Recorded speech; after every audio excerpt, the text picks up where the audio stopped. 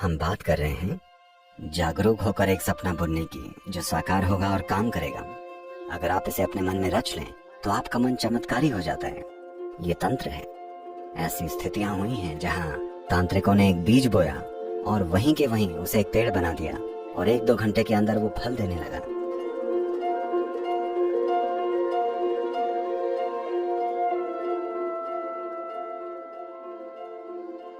इंसानी जीवन के 2 आयाम होते हैं। पहला है कि इंसान को बस होना आना चाहिए, और बेशक दूसरा इंसानी काम है, इंसान कुछ करना चाहता है। अगर आप दुनिया में कुछ करना चाहते हैं तो आपका सपना जितना बड़ा और जीता जागता होगा उतना बढ़िया होगा। अगर आपका सपना कमजोर है और हर रोज ये बदलता रहता है तब वो साकार नहीं होने वाला। इसलिए जब आप कुछ करना चाहते हैं तब आपको एक सपना चाहिए। आपने वो प्रसिद्ध भाषण सुना होगा, हाँ मेरा एक सपना है, और इससे जबरदस्त चीजें हुई। इसने पूरे देश को बदल दिया। इसने एक संस्कृति को पूरी तरह से सिर्फ इसलिए बदल दिया क्योंकि ये किसी का सपना था। तो जब दुनिया में कुछ करने की बात आती है तब आपको एक सपने की जरूरत होती है, वरना कैसे होगा। लेकिन ये जरूरी नहीं है कि सभी सपने देखें। अगर सभी के खुद के अपने अपने सपने हैं तो वे कल्पनाएं बन जाएंगी और बात कहीं और ही चली जाएगी। जो व्यक्ति सचेतन है उसे एक सपना जरूर बुनना चाहिए। आप चाहते हैं मैं अपना सपना पूरा करूं या आप जाग चुके हैं? सपने के साथ ऐसा ही होता है ना, जब आप सो रहे होते हैं तो कोई आता है, सपना खत्म। अभी हम वैसे सपनों की बात नहीं कर रहे हैं। उन सपनों में आपके अंदर कई अधूरी चीजें बस फिर से बढ़ चढ़कर सामने आती रहती हैं। लोग रात में जो सपने देखते हैं वो ज्यादातर बस अधूरी रह गई वास्तविकताएं होती हैं जो कई तरह से अजीब रूपों में प्रकट होती रहती हैं। ज्यादातर सपने बस बेहिसाब विचार होते हैं जो बस चलते रहते हैं। सपने 4 अलग अलग प्रकार के होते हैं, लेकिन सपनों का एक बड़ा हिस्सा केवल अधूरी इच्छाएं हैं। हम उस तरह के सपनों की बात नहीं कर रहे हैं।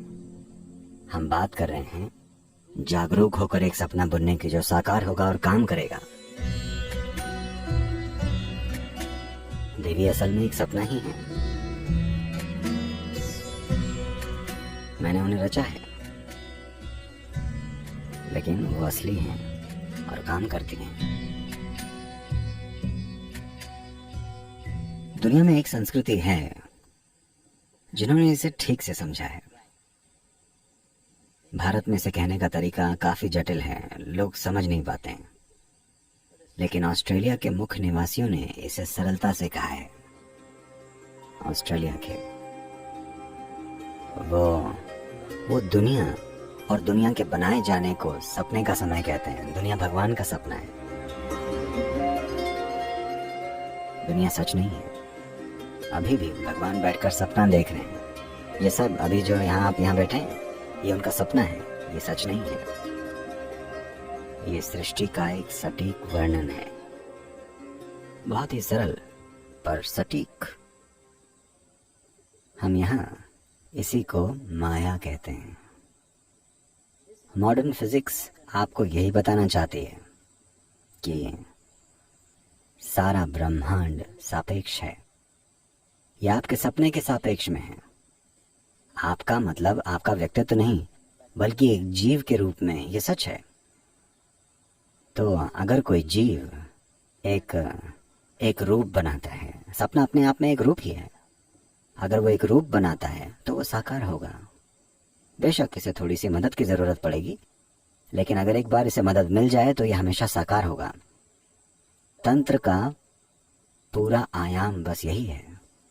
पश्चिम में तंत्र शब्द का मतलब है, कुछ मूर्खों ने ऐसी किताबें लिखी हैं जिसमें तंत्र को बेलगाम कामुकता बताया गया है। Okay? No, Tantra means technology. The technology of creating. Tantra needs a very vivid imagination. नहीं, तंत्र यानी तकनीक, कुछ रचने की तकनीक। तंत्र के लिए एक बहुत ही जीती जागती कल्पना चाहिए। ये ऐसा है, आप इसे आजमा सकते हैं, आप इस पर कुछ समय लगा सकते हैं। आप कुछ तोड़िएगा मत। आप बस एक पेड़ या एक घास के तिनके के पास जाकर बैठ जाइए। बस इस घास के तिनके को स्पष्ट रूप से याद करके इसे 100% अपने दिमाग में बनाइए। इसमें बहुत मेहनत लगती है, मेरा विश्वास कीजिए। मेरा पूरा बचपन मैं बस बैठकर छोटी छोटी चीज़ों की यादें अपने मन में बनाया करता था। और बस एक चीज़ के साथ अगर आप ऐसा कर लें, मैं बता रहा हूँ, अगर आप इस छोटी उंगली की यादें अपने मन में गढ़ लें तो आपका मन चमत्कारी हो जाता है। जब मैं यादें कहता हूँ तो इस छोटी उंगली में कितनी सारी विशेषताएं हैं।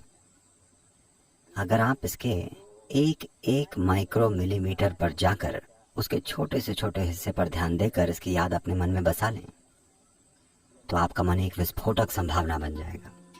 अभी अगर आप चाहें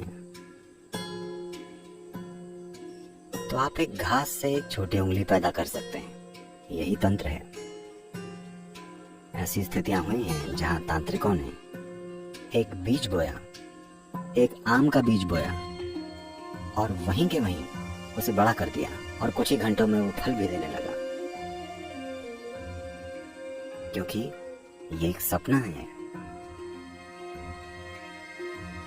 पेड़ वैसे भी एक सपना है, आपका शरीर वैसे भी एक सपना है, पूरा ब्रह्मांड वैसे भी एक सपना है। एक स्तर पर ये एक सपना है, ये एक रिलेटिव चीज है। तो हमने इसी को माया कहा है। माया का मतलब ये नहीं है कि इसका अस्तित्व नहीं है। सपने का मतलब ये नहीं है कि इसका अस्तित्व नहीं है।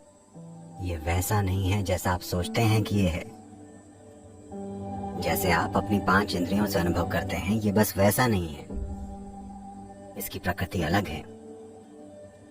तो जब मैं अलग अलग चीजों की बात करता हूं, शायद मैं उन्हें अलग अलग चीजें कहूं, पर वो अलग अलग हैं नहीं। Because you're looking at it with a discriminatory intellect.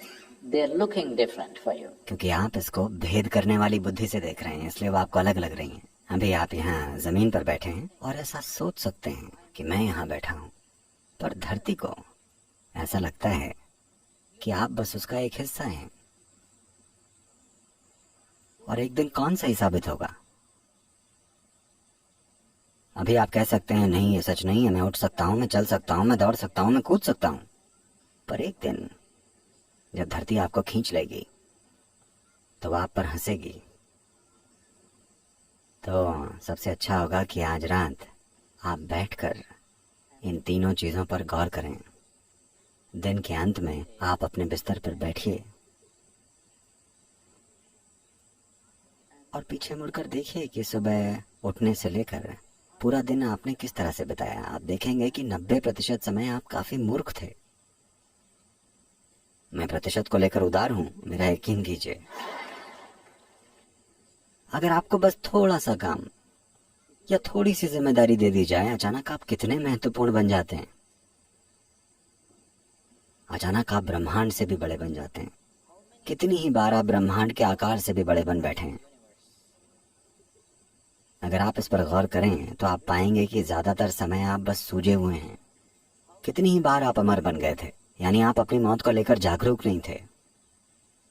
और कितनी ही बार आप अपने आसपास के लोगों और चीजों को बिना किसी जुड़ाव के देखते हुए घूमते रहे हैं। बस इन 3 चीजों पर ध्यान दीजिए, आप देखेंगे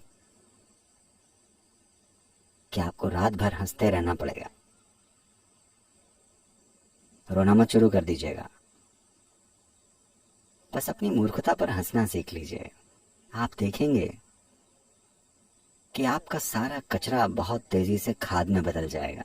और खाद विकास के लिए अच्छी होती है, आपको पता है। हर दिन आप अगर ऐसा करेंगे तो आप बुद्धिमान हो जाएंगे, मेरा यकीन कीजिए, बहुत बुद्धिमान। और मुझे बुद्धिमान लोगों की जरूरत है, मैं उन्हें ढूंढ रहा हूं। यहाँ करने के लिए बहुत सारी चीजें हैं, लेकिन उतनी बुद्धि नहीं है। आइए उन्हें तैयार करें।